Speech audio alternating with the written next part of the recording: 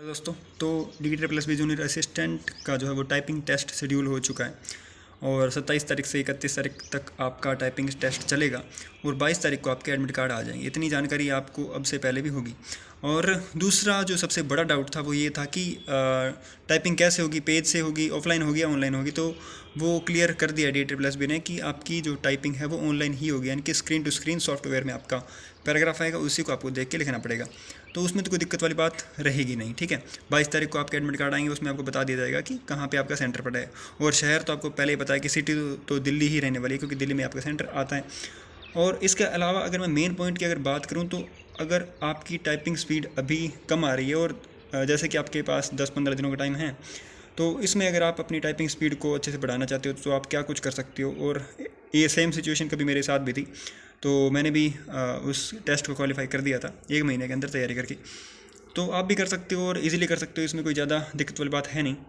अब जैसे कि इसमें 35 की स्पीड मांगी है और मैं मान के चल रहा हूँ कि अगर आपकी स्पीड अभी 25 भी आ रही है, 20 भी आ रही है, तो भी आप अच्छे से क्वालिफाई इसको कर सकते हो, क्योंकि ज़्यादा मुश्किल एग्ज़ाम नहीं है टाइपिंग का इसमें।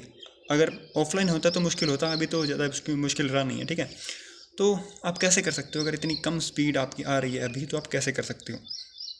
तो अगर मैं आपको बिना कोई टाइम वेस्ट करे अगर मैं बताऊं तो सबसे बेस्ट तरीका ये रहेगा कि कोई भी टेस्ट सीरीज ज्वाइन करके टाइपिंग के लिए और डेली के 10 या 15 टेस्ट देते जाओ, 10-10 मिनट के। और जैसे आप 2 टेस्ट लगा रहे तो उन 2 टेस्ट के बीच में कम से कम आधे घंटे का या 1 घंटे का गैप होना चाहिए।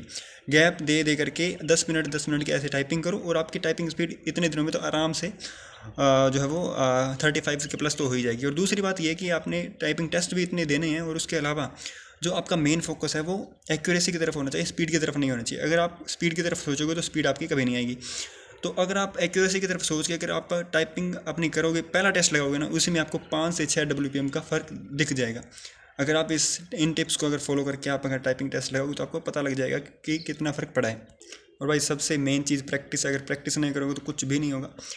10 से 15 टेस्ट का टारगेट डेली होना ही चाहिए। अगर आपकी स्पीड कम है, अगर ज़्यादा है तो थोड़ा कम कर लो, और अगर आपकी स्पीड कम है तो आपको कम से कम 10-12 टेस्ट देने ही पड़ेंगे। और उससे अगर ज़्यादा दोगी तो आपकी अच्छी प्रैक्टिस हो जाएगी, वो तो आपके फेवर में चीज़ें रहेंगी। और इसके अलावा अगर आप इन 2 चीज़ों का भी ध्यान रख के अगर आप टाइपिंग करोगे तो आपकी टाइपिंग स्पीड अच्छे से बढ़ जाएगी इतने दिनों में। और इसके रिगार्डिंग मैंने एक वीडियो भी बना रखा है पहले से कि आप 15 दिनों में कैसे आपकी स्पीड आप इम्प्रूव कर सकते हो, 50 WPM के ऊपर भी जा सकते हो। तो वो वीडियो भी देख लेना, उसमें भी आपको अच्छा खासा जो है वो मैंने एक्सप्लेन करके बताया कि आप कैसे अपनी स्पीड को बढ़ा सकते हो। तो उम्मीद तो ये है कि आपका टाइपिंग टेस्ट अगर आप अभी भी 30 या फिर 25 पे हो तो आपका क्वालिफाई हो जाए, कोई दिक्कत वाली बात है नहीं। बाकी आज के लिए इतना ही, थैंक यू।